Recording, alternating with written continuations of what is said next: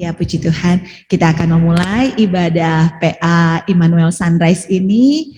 Dan haleluya, saya bersuka cita melihat semuanya saat ini dalam keadaan sehat luar biasa karena kasih karunia Tuhan.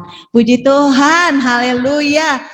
Kalau Tuhan masih kasih kesempatan, kita bisa berkumpul seperti ini, bisa memuji, menyembah Tuhan dengan bebas sekalipun masih lewat Zoom ya, nggak apa-apa. Itu semua artinya masih ada rencana Tuhan yang belum selesai dalam kehidupan kita. Thank you, kita akan mulai. Pak Charles bisa pimpin kita terlebih dahulu dalam doa pembukaan dan kata-kata sambutan. Bapa di surga, kami mengucap syukur, berterima kasih untuk kemurahan Tuhan. Kami bersyukur untuk kemurahan Tuhan yang sudah memimpin kami. Selama 2 tahun kami tidak bertemu, dan malam hari ini kami boleh bersama-sama dengan teman sekerja dan sobat-sobat, bahkan saudara dan handai taulan semuanya. Bukan karena kegagalan kami, tapi kemurahan kasih-Mu menyertai menyatukan kami lagi untuk kami boleh bernata bersama. Terima kasih Tuhan Yesus karena besar anugerah-Mu depan kami, pribadi lepas pribadi, sehingga malam hari ini kami berjumpa dalam Zoom ini, sehingga kami boleh menyapa sesama lain karena kami percaya Roh-Mu yang kudus hadir di sini. Biarlah acara malam hari ini boleh jadi hanya dalam nama Allah Bapa, Anak, dan Roh Kudus. Haleluya. Amin. Mungkin bisa memberikan sedikit kata-kata sambutan, Pak Charles. Oh ya, puji Tuhan, teman-teman kekasih yang sudah lama kita tidak berjumpa, tapi kita masih dalam ingatan. Luar biasa teman-teman yang sudah dalam kebersamaan ini, kita bisa berjumpa meskipun dalam situasi pandemi yang melanda kita sampai 2 tahun kita nggak pernah ber-PA lagi ya. Tapi puji Tuhan kita bisa bersama-sama lagi pada hari ini dengan Zoom, dan kita percaya bahwa ini semua karena kemurahan Tuhan. Kita bersyukuri bahwa kita masih ingat awal-awal pertama kali PA ini 37 tahun yang lalu ya. Kita almarhum Pak Roni, Om Roni yang membukanya, sehingga kita bersama-sama dengan pembina kita yang setia, Ibu Pendeta Sesanti dan juga Pendeta Chris Lasut, kami bersyukur sekali sampai hari ini kita boleh ada karena kita adalah sungguh mengasihi Tuhan Yesus, dan kita dipertemukan dalam pertemuan ini, sehingga teman-teman kita juga ada beberapa orang yang sudah dipanggil Tuhan, tapi bukan masalah kehilangan, cukup berat kehilangan teman-teman sahabat semua, tapi puji Tuhan malam hari ini kita bisa kembali bersama dalam Natal. Kebersamaan ini membuat kita kembali disegarkan, bahwa kita boleh berjumpa dengan teman-teman yang sudah lama kita tidak berjumpa karena kasih dan anugerah Tuhan, sehingga malam hari ini biarlah kita boleh merayakan dalam kebersamaan, dan kita mengucap syukur bahwa kita boleh ada sampai hari ini karena Tuhan sudah memakai almarhum Om Roni, dan sekarang Keluarga Besar Gelondam bersama-sama, dan kita semuanya bersama-sama boleh merayakannya karena kemurahan Tuhan, dan Tuhan mengasihi kita semuanya. Biarlah acara malam hari ini kita boleh rayakan dengan sukacita Allah dan kasih Kristus-Nya, khususnya untuk hambanya Bapak Pendeta Dr. Chris Lasut yang sudah datang, yang sudah ada dari Batam tapi masih melejum. Kita bisa bertemu hari ini. Puji Tuhan, kiranya hari inilah hari yang bahagia kita bersama untuk menyambut Natal dalam kebersamaan. Puji Tuhan. Haleluya. Amin. Puji Tuhan, mari kita bersama-sama memuliakan Tuhan. Dari pulau dan benua akan terdengar nama Yesus. Pastikan di setiap belahan bumi, bahkan di setiap sisi-sisi rumah kita, nama Yesus akan terdengar sorak-sorai bagi nama Tuhan. Natal ini akan membawakan kemenangan bagi setiap kita. Haleluya. Dari pulau dan benua akan terdengar muliaan bagi nama Tuhan.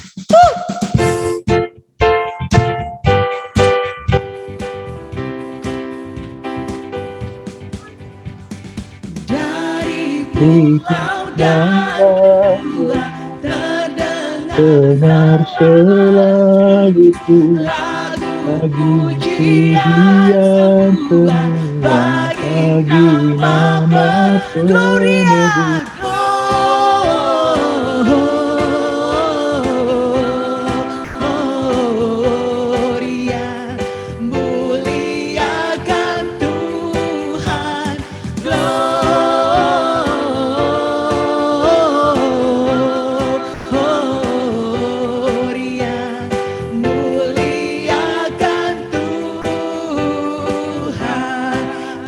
Tinggi dalam surga, tinggi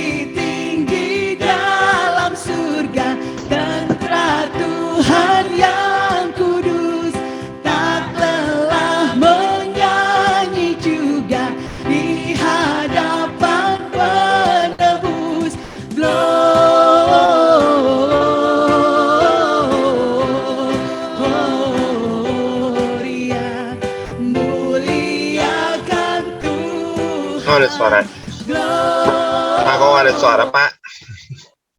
Dari pulau dan muliakan Tuhan, halo. muliakan Tuhan. Halo. Muliakan, muliakan, muliakan Tuhan.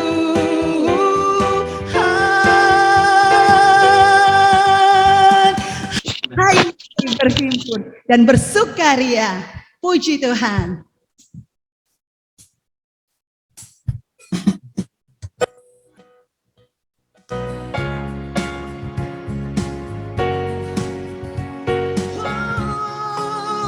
Hai mari berhimpun dan bersukaria. Mari semua ke Bethlehem. Lihat yang lahir, lihat yang lahir, Raja bala sorga. Sembah dan puji Dia, sembah dan puji Dia, sembah dan puji Dia, Tuhanmu. Terang yang ilahi, terang yang ilahi, Allah yang sejati telah turun menjadi manusia. Allah sendiri, Allah sendiri dalam rupa sembah, sembah dan puji Dia, sembah dan puji Dia, sembah dan puji Dia, Tuhan. Sembah dan puji Dia, sembah. Mari kita angkat tangan di hadapan Tuhan, saudara. Dimanapun engkau berada, mari angkat tanganmu bagi Dia. Haleluya Tuhan. Sekali lagi sembah, sembah dan puji Dia, sembah dan puji Dia, sembah dan puji Dia, Tuhanmu. Sembah dan puji Dia, sembah dan puji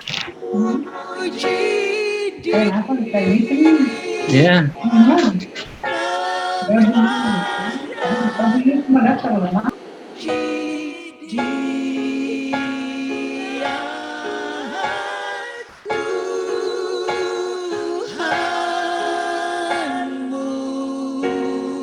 Pendeta Chris Lasut untuk pimpin kita dalam doa dan firman Tuhan. Baik, terima kasih.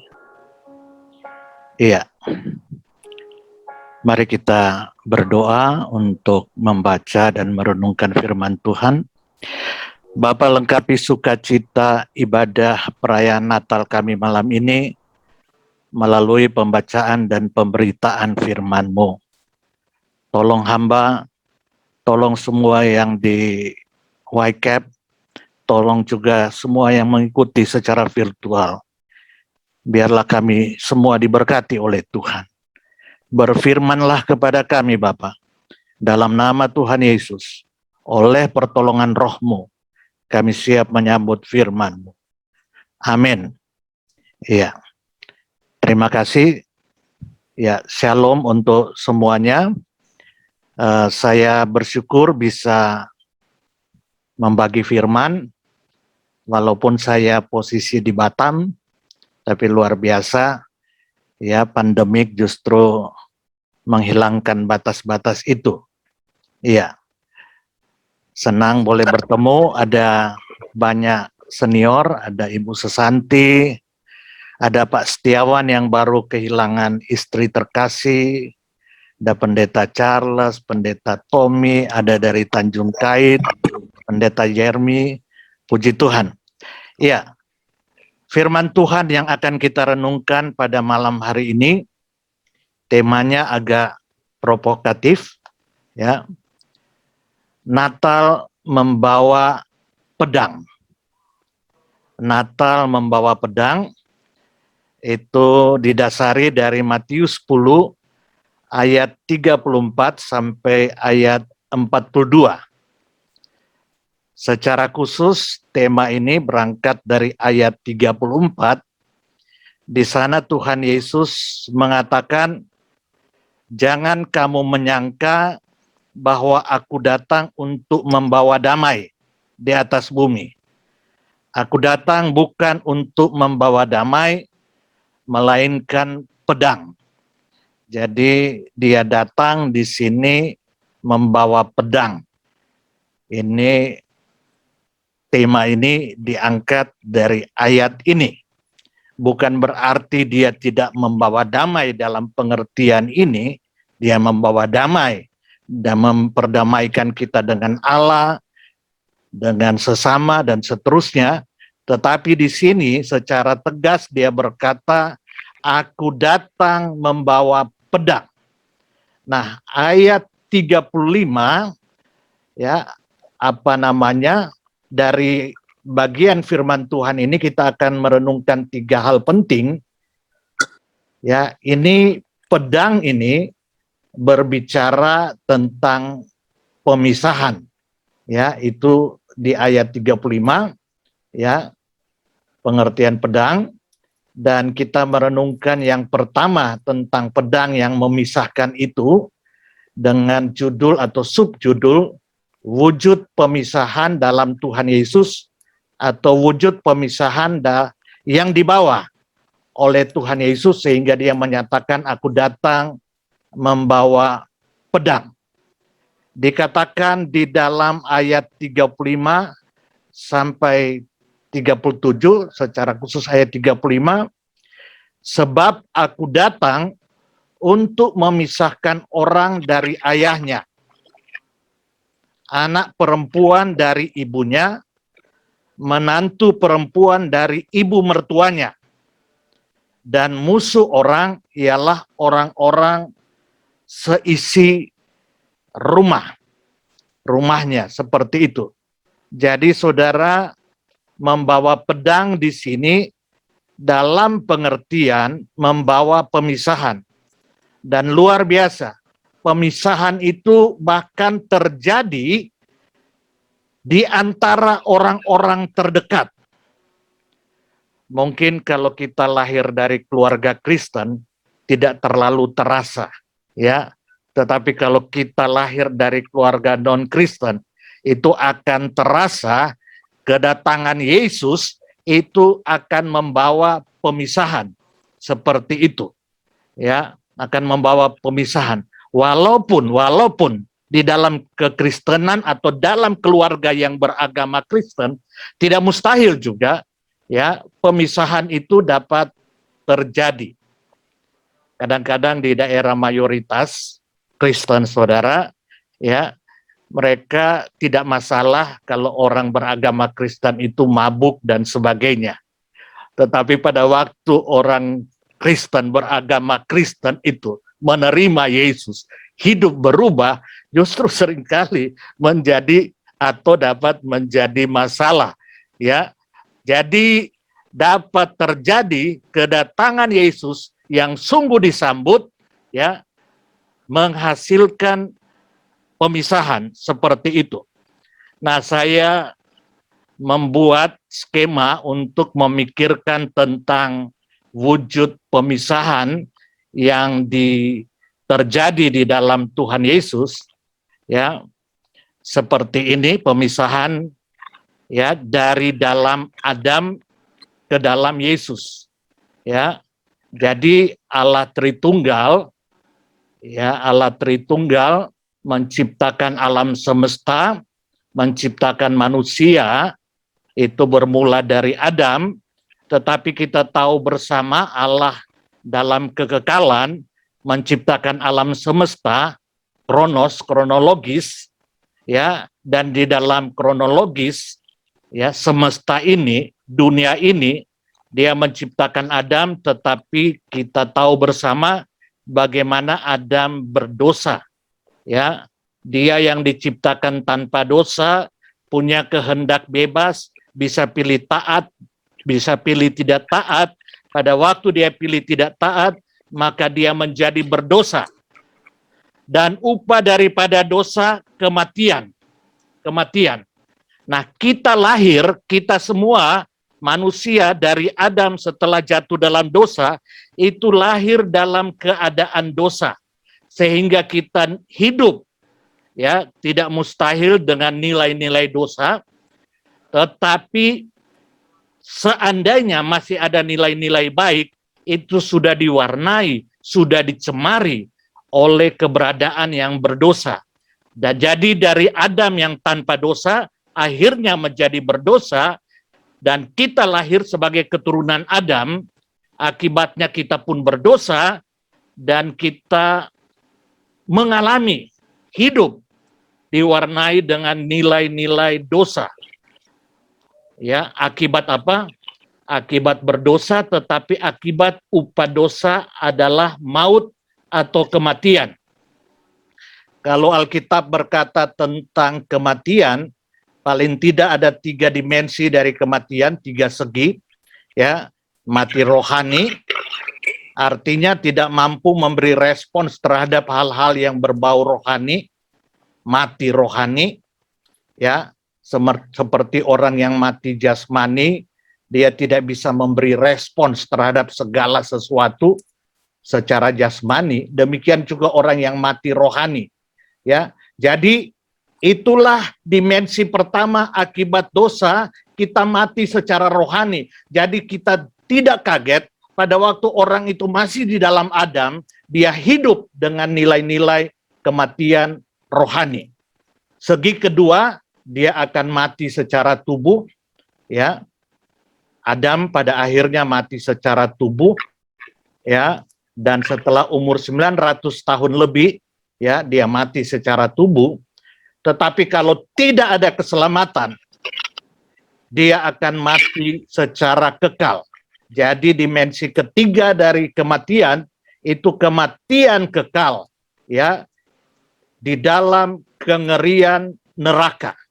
Inilah keadaan akibat dosa, akibat dosa. Tetapi kita bersyukur, kita memperingati Natal, di mana Allah memanifestasikan keselamatan yang Dia sudah sediakan dalam Yesus dan yang Dia janjikan dalam Kejadian 3 ayat 15 kepada Adam dan Hawa, keturunan perempuan itu akan meremukkan kepala iblis. Saudara, cuma Tuhan Yesus satu-satunya keturunan perempuan. Ya, saudara, paling tidak kehadiran keberadaan manusia itu dalam 4 bentuk. Ya, Adam, keberadaan Adam lahir tanpa unsur laki-laki, tanpa unsur perempuan, lahirlah Adam, ya.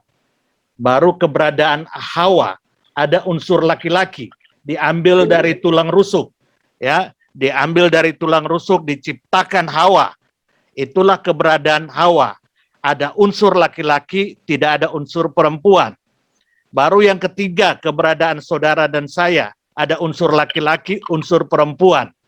Satu-satunya yang hanya punya unsur perempuan cuma Yesus, ya.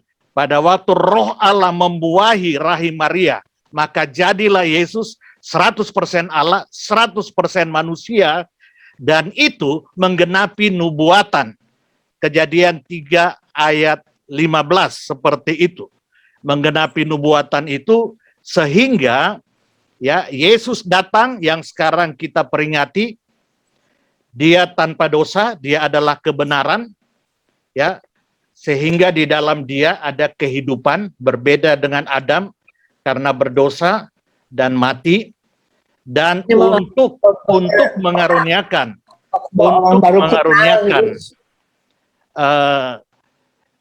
keselamatan itu, ya, Tuhan Yesus datang menyelesaikan dosa. Dia tanpa dosa dan dia menanggung upah dosa ganti kita. Upah dosa yang adalah maut ditanggung oleh dia. Itu sebabnya pengakuan iman rasuli berkata dia disalibkan, mati, dikuburkan, turun ke dalam kerajaan maut, menanggung semua kematian, 3 dimensi, rohani, tubuh, tapi juga kekal. Seperti itu. Itulah tujuan kedatangan Yesus. Nah, keselamatan terjadi melalui pemisahan dari dalam Adam ke dalam Kristus. Yesus datang memisahkan kita dari dalam Adam ke dalam Kristus. Roh Allah menjamah kita menjadi lahir baru, sehingga dimampukan untuk bertobat dan menerima Yesus. Dan ketika kita bertobat menerima Yesus, kita pindah. Kita pindah dari dalam Adam ke dalam Yesus. Kita pindah dari dalam Adam ke dalam Yesus. Kita menjadi ciptaan baru dalam Yesus. Kita masih hidup dalam dunia, tetapi sekarang sudah dipisahkan. Sudah berada dalam Kristus. Berada dalam kebenaran. Berada dalam kehidupan. Sehingga seharusnya tanda-tanda kebenaran dan kehidupan itu ada di kita, ya, sebagai bukti bahwa kita sudah mengalami berkat Natal yang membawa pedang yang memisahkan itu. Dan pemisahan akan mengalami puncaknya dalam aion, dalam kekekalan. Ya, di sana terpisah antara orang di dalam Adam berada dalam kekekalan neraka, orang yang dalam Kristus berada dalam kekekalan sorga. Pemisahan bukan saja terjadi dalam dunia, dalam kronos, dalam kronologis waktu semesta, tetapi akan mengalami penyempurnaannya, consummationnya pada waktu di dalam kekekalan. Terpisah, satu dalam kekekalan neraka, satu dalam kekekalan sorga. Orang-orang dalam Kristus berada dalam kekekalan sorga. Dan sekarang yang kedua, kita akan melihat dari teks yang ada itu, kita bertemu dengan ciri dan cara bagaimana Tuhan Yesus mewujudkan secara praktis pemisahan itu dalam kehidupan kita. Ciri pemisahan, yang pertama, ciri dan cara pemisahan, ya, orang yang sudah dipisahkan di dalam Yesus, sudah berada dalam Kristus, berpindah dari dalam Adam ke dalam Kristus, ciri hidupnya, dia mengutamakan Yesus, menomorsatukan Yesus. Dikatakan, ayat 37, barang siapa mengasihi bapa atau ibunya lebih daripadaku, ia tidak layak bagiku. Dan barang siapa mengasihi anaknya laki-laki atau perempuan lebih daripadaku, ia tidak layak bagiku. Itu ciri orang yang sudah mengalami pemisahan, dia menomorsatukan Yesus, ya, melebihi mengasihi istri, anak-anak dan sebagainya.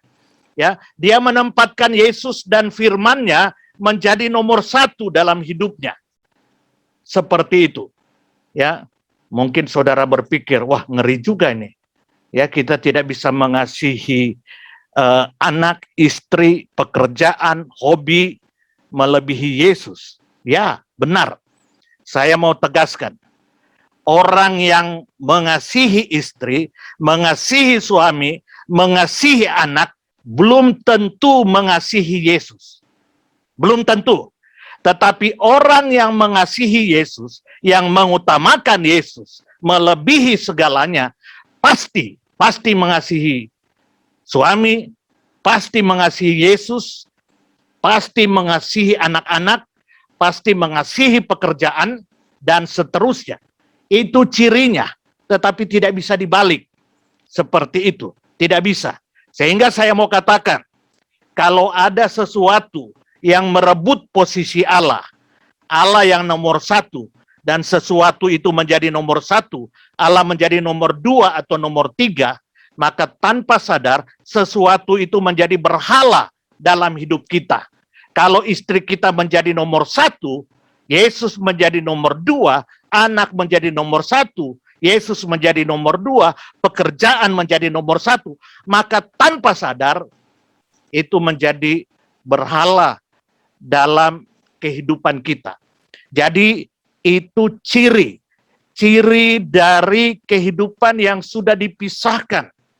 Walaupun itu melalui proses yang luar biasa dalam hidup kita, tapi makin hari ciri ini makin kelihatan. Hidup menomorsatukan Tuhan. Kita tidak diselamatkan karena menomorsatukan Tuhan. Kita diselamatkan untuk menomorsatukan Tuhan. Seperti itu. Jadi ini harus ada, dan kita bersyukur di dalam Yesus ada segala modal untuk kita mengutamakan Tuhan. Ada Roh Kudus yang diberikan kepada kita. Ada kekuatan Tuhan, ada firman Tuhan, ada providensia Allah, termasuk di dalam menghajar kita. Saya harap COVID ini juga menghajar kita untuk makin mengutamakan Tuhan, saudara. Karena tidak ada yang akan masuk dalam hidup kita secara kebetulan. Dalam ketetapan Allah yang bersifat permisif, bersifat mengizinkan. Dia izinkan masuk, tapi bagi orang percaya yang ada dalam Yesus, semuanya bersifat edukatif, mendidik. Tapi bagi orang yang di luar Yesus, itu bersifat destruktif. Seperti itu.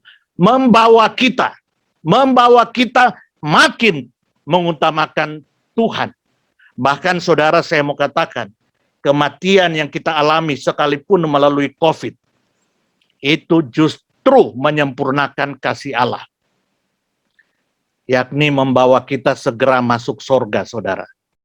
Yang susah, saudara, sekarang ini, banyak orang mau masuk surga, tapi tidak mau mati, saudara. Ya, sebelum Yesus datang, masuk dalam kekekalan, termasuk kekekalan sorga maupun kekekalan neraka, harus melalui mati. Jadi bagi orang percaya, itu pintu gerbang masuk sorga. Tidak ada, terkecuali kalau Yesus datang sekarang, kita langsung diubahkan, tidak mengalami kematian tubuh, ya. Tetapi sebelum waktu itu terjadi, harus melalui kematian untuk masuk sorga. Karena itu mati adalah untung bagi orang percaya. Justru kematian menyempurnakan kasih Allah dalam kehidupan kita, seperti itu. Jadi itu ciri, ya, membawa kita untuk makin mengutamakan Yesus, menomorsatukan Yesus. Cara kita lihat cara untuk mewujudkannya. Siap pikul salib. Dikatakan di dalam ayat 38 dari Matius 10, ayat 38, barang siapa tidak memikul salibnya dan mengikut aku, ia tidak layak bagiku. Tidak ada cara lain yang dibukakan Alkitab. Caranya harus siap pikul salib. Ada dua pikulan dalam Alkitab. Satu pikul lakuk, itu lambang kerja keras. Jadi kalau orang percaya tidak kerja keras, itu dipertanyakan. Tetapi pikulan yang kedua, itu pikul salib, lambang kematian, lambang pengorbanan. Kita tidak mungkin dapat menomorsatukan Tuhan dalam hidup kita jika kita tidak siap bayar harga, jika kita tidak siap berkorban, jika kita tidak siap pikul salib, jika kita tidak siap mati. Tidak ada pengikut Kristus yang sejati, yang asli, yang dapat mewujudkan kekristenannya tanpa pikul salib. Tidak ada, saudara. Ya, siap bayar harga. Kita tegur orang berdosa saja. Saya baru baca di internet, ada seorang bapak tegur orang jahat, itu langsung dibunuh, ditebas pakai parang. Tidak gampang, ya. Keluarga kita barangkali, ya, apalagi kita segan, Barangkali kita tidak akan berani tegur dia karena kita tidak berani bayar harga. Kita tidak berani bayar harga. Tidak mungkin kita akan menomorsatukan Tuhan, mempunyai ciri kekristenan yang sejati jika kita tidak siap bayar harga. Jadi cirinya menomorsatukan Tuhan, caranya siap pikul salib. Tanpa itu tidak bisa.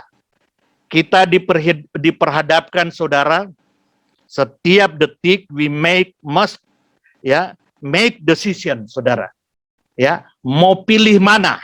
Mau pilih kehendak Tuhan atau kehendak dunia atau kehendak daging? Seperti itu. Kita harus buat keputusan setiap saat. Mau pilih ikut siapa? Ikut Tuhan atau ikut keinginan daging kita atau ikut keinginan dunia? Kalau kita tidak siap pikul salib, maka kita tidak mungkin bisa untuk menomorsatukan Tuhan dalam kehidupan kita. Sekarang kita lihat, jadi tadi pertama wujud ya pemisahan atau hakikat pemisahan, yang kedua ciri dan cara, yang ketiga yang terakhir berkat pemisahan dalam Tuhan Yesus. Bersyukur ya. Bersyukur kita sudah membahas tentang ciri dan cara, luar biasa. Harus ada harga yang kita harus bayar, ya, pikul salib. Tetapi jangan takut. Ada berkat. Berkat pemisahan hidup dalam Yesus. Walaupun tujuan kita bukan untuk cari berkat, tetapi ada berkat bagi pemisahan dalam Yesus. Dikatakan, masih dalam teks kita, berkat bagi diri sendiri. Ya, berkat bagi diri sendiri, itu kita lihat dalam ayat 39, Matius 10 yang menjadi dasar kita. Barang siapa mempertahankan nyawanya, ia akan kehilangan nyawanya. Dan barang siapa kehilangan nyawanya karena aku, ia akan memperolehnya. Seringkali kita takut ikut Tuhan, kita takut pikul salib, saudara, karena kita takut kehilangan, termasuk kehilangan nyawa. Tetapi ayat tadi berkata, takut kehilangan nyawa karena aku, justru akan kehilangan. Atau kita bisa terjemahkan kehilangan ini, kehilangan apa? Kehilangan persembahan, kehilangan pekerjaan, kehilangan apapun, kehilangan teman atau apa. Takut kehilangan, justru kehilangan. Rela kehilangan karena Tuhan justru dapat. Justru dapat. Inilah berkat yang sejati. Berkat yang sejati didapat di balik salib, di balik kematian, di balik kesiapan bayar harga, kesiapan mati untuk Tuhan. Justru ada berkat. Jangan takut ikut Tuhan. Ada berkat. Cuma seringkali kita tidak sampai ke dalam berkat yang sejati. Karena kita tidak siap mengutamakan Tuhan dan tidak siap pikul salib. Apa sebabnya? Saya tidak tahu. Jangan-jangan kita belum dapat berkat Natal yang memisahkan itu. Yang membawa pedang memisahkan kita dari dalam Adam ke dalam Kristus sehingga kita menjadi ciptaan baru. Ya, kalau kita sudah di dalam Yesus, saudara. Saya tadi berkata di dalam Yesus ada pemeliharaan providensia Allah. Bisa saja Allah harus menghajar kita habis-habisan supaya kita belajar, terlatih untuk mengutamakan Tuhan. Itu berkat yang pertama untuk diri sendiri. Tetapi puji Tuhan, yang kedua, ada berkat bagi orang lain. Ada berkat bagi orang lain. Luar biasa. Ya, ini teks ini luar biasa, saudara. Dikatakan di dalam ayat 40-42, barang siapa menyambut kamu, ia menyambut aku. Luar biasa, menyambut orang yang sudah dipisahkan, menyambut Yesus. Dan barang siapa menyambut aku, ia menyambut Dia yang mengutus aku. Menyambut Allah Bapa. Seperti itu. barang siapa menyambut seorang nabi sebagai nabi, ia akan menerima upah nabi. Dan barang siapa menyambut seorang benar sebagai orang benar, ia akan menerima upah orang benar. Dan barang siapa memberi air sejuk secangkir saja pun kepada salah seorang yang kecil ini, karena ia muridku, aku berkata kepadamu, sesungguhnya ia tidak akan kehilangan upahnya daripadanya. Luar biasa. Secangkir saja air diberikan kepada anak Tuhan, besar upahnya, besar upahnya. Saya pernah ikuti dialog di televisi, saudara, membahas bagaimana Indonesia bisa maju. Banyak faktor yang kita bisa pikirkan, ya. Tetapi saya berkata, hal yang paling utama, ya, Indonesia harus menghilangkan diskriminasi kepada anak-anak Tuhan. Harus menghilangkan diskriminasi. Jangan menyentuh biji mata Tuhan. Jangan menyentuh. Tetapi kalau anak Tuhan, ya, tidak didiskriminasi, ya, bahkan difasilitasi. Wah, luar biasa. Jangankan difasilitasi, secangkir air saja itu besar upahnya. Jadi saudara, kehadiran kita sebagai orang-orang yang sudah dipisahkan dan mewujudkan pemisahan itu secara praktis melalui hidup mengutamakan Tuhan, melalui cara siap pikul salib, ada berkat bagi kita, berkat yang sejati, berkat yang membawa berkat. Sebab seringkali ada berkat yang berubah menjadi kutuk karena kita tidak ikut Tuhan. Ada berkat yang berubah menjadi kutuk. Terlalu banyak kita bertemu orang yang kelihatan diberkati, termasuk secara jasmani, itu menjadi kutuk. Ya, menjadi kutuk. Ya, tetapi ini kalau itu dihasilkan dari hidup yang mengutamakan Tuhan, yang siap pikul salib, berkat akan menjadi berkat yang sejati. Ya, untuk kita, tetapi juga untuk orang lain, untuk orang lain. Ya, saya tidak tahu sudah sejauh mana, sudah berapa kali kita merayakan Natal. Pertanyaannya, sudahkah tujuan kedatangan Yesus membawa pedang, memisahkan kita dari dalam dosa ke dalam kebenaran, dari dalam Adam ke dalam Kristus? Apakah sudah kita alami atau belum? Ya, saudara, Yesus datang menyelesaikan dosa dan upah dosa kita, supaya kita diperdamaikan dengan Allah, supaya di dalam Dia, ya, kita dipisahkan ke dalam Dia, di dalam Dia, kita diperdamaikan dengan Allah, menjadi anak-anak Allah, dan menunjukkan tanda-tanda hidup yang sudah di dalam Kristus. Dan untuk melakukan itu, saudara, Yesus harus datang menjadi manusia. Untuk menyelesaikan dosa, satu-satunya manusia yang tanpa dosa cuma Yesus, karena dia tidak lahir dari turunan Adam langsung, ya, dari benih laki-laki. Dia lahir, ya, Roh Allah membuai ovum Maria, lahirlah Yesus yang tanpa dosa. Dia adalah firman yang menjadi manusia, dan dikatakan firman itu adalah kebenaran, dan dia satu-satunya orang yang pernah membuat pernyataan, akulah jalan dan kebenaran. Satu-satunya yang tanpa dosa cuma dia. Pada waktu kita berada dalam Yesus, berada dalam keadaan tanpa dosa, berada dalam kebenaran, bukan karena kita benar, tapi karena kita berada dalam Yesus yang benar. Masalah dosa kita terselesaikan. Yang kedua, masalah kita bukan cuma dosa. Dosa merupakan pelanggaran terhadap keadilan Allah. Karena itu dikatakan upah dosa itu mati. Mati rohani, mati tubuh, akan mati kekal. Ya, tetapi Yesus datang membayar upah dosa yang adalah maut itu. Karena itu dia harus mati. Dia harus disalibkan. Mati, dikuburkan, turun ke dalam kerajaan maut, menanggung totalitas upah dosa yang adalah maut, supaya kita terbebas dari upah dosa. Sehingga di dalam Dia yang menyelesaikan dosa dan upah dosa.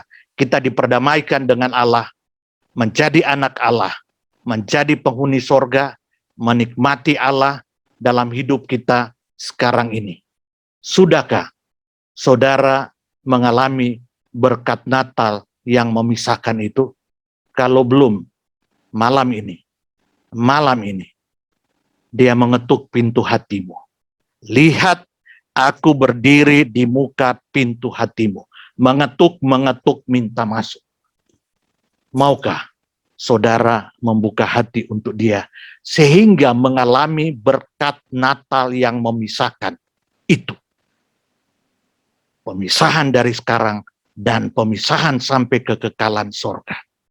Jangan lewatkan Natal tahun 2021 tanpa meyakini kita sudah mengalami berkat Natal yang memisahkan itu. Tuhan Yesus memberkati kita. Shalom. Amin.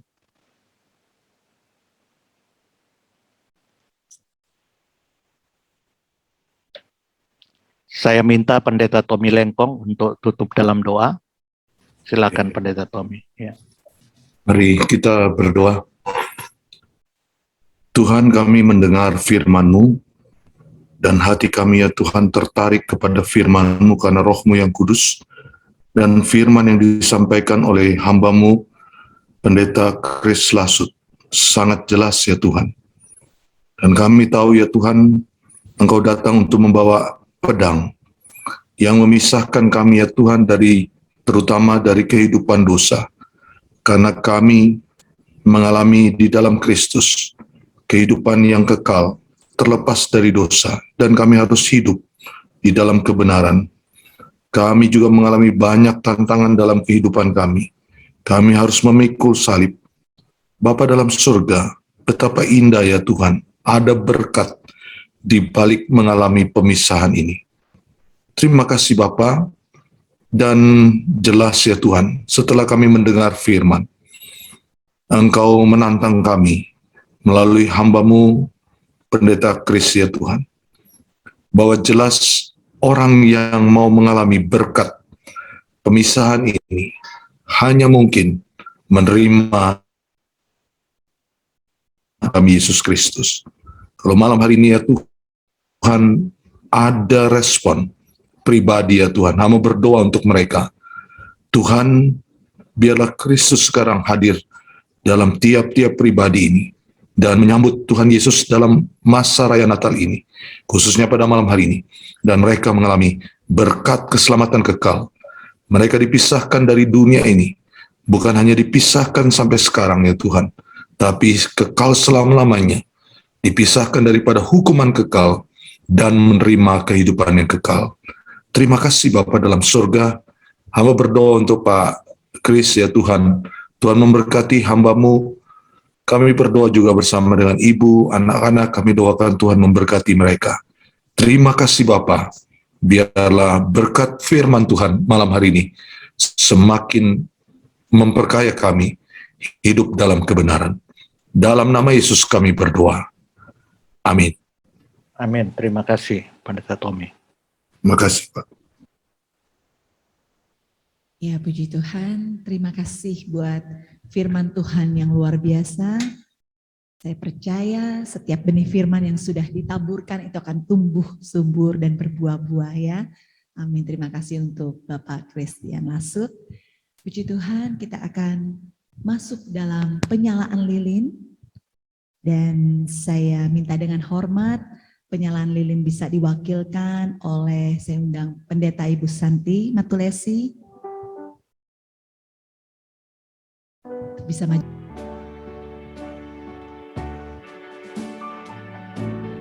Malam kudus,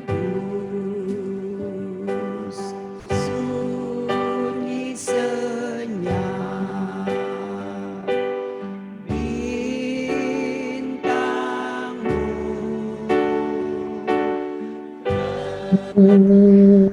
selamat baru siang.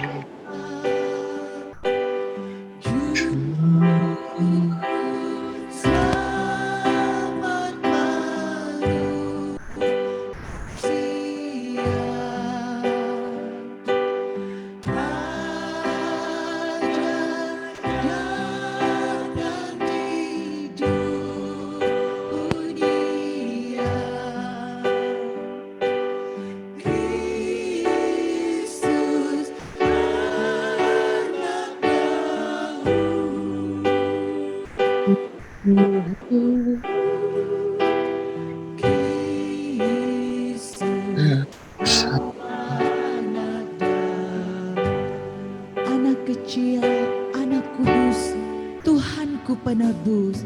Anak kecil, anak kudus,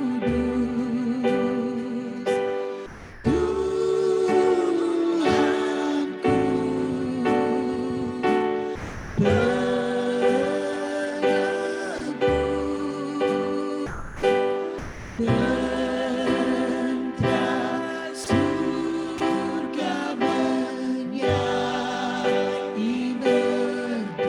bawa kabar kedatanganmu, bawa kabar kedatanganmu, anak Daud. Yesus, anak Yesus,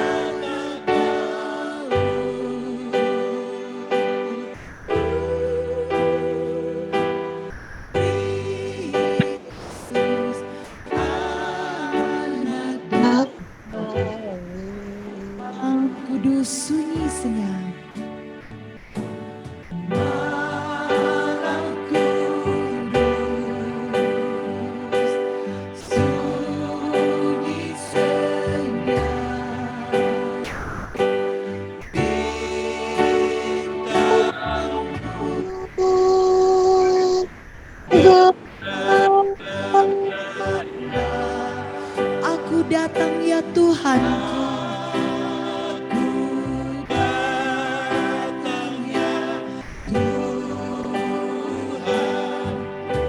Bersembahyang di kandang-Mu,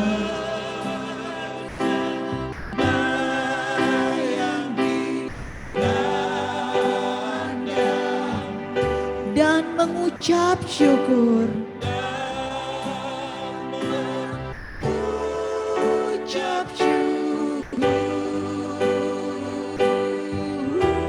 Dan mengucap syukur.